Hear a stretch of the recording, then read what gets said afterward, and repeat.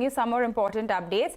The RBI has released a draft circular for banks that proposes new rules for banks' dividend declaration and profit remittance by foreign bank branches to their head offices. Ritu is joining us now to explain this and all of the details.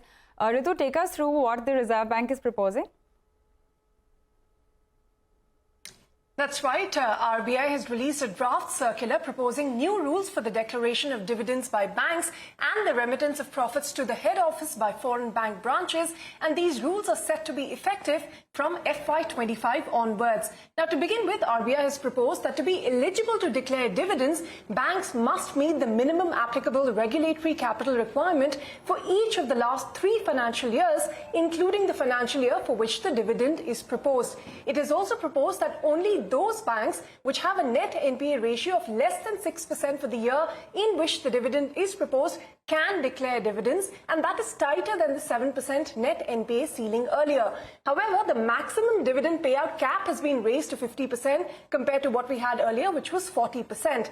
Now, RBI also says that banks will have to be compliant with all existing regulations and not be under any kind of explicit restrictions for declaration of dividends or remittance of profits by RBI to remain eligible. The dividend payable will include dividend on equity shares only, and the total payout is going to be capped depending on the bank's NPA ratio. So, for instance, the ratio for banks will be capped at 50% if the net NPA is 0, 40% dividend payout if net NPA is less than 1%, 15% if net NPA is between 4 to 6%, and so on.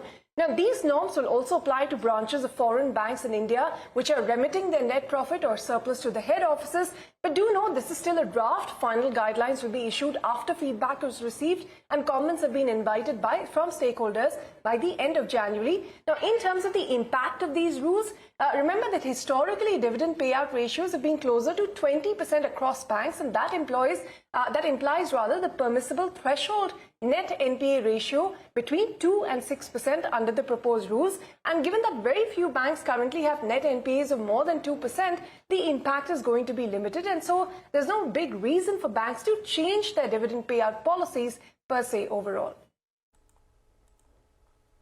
All right, Ritu, thanks so much for getting us all those important details. And as we slip into a break on Business Lunch,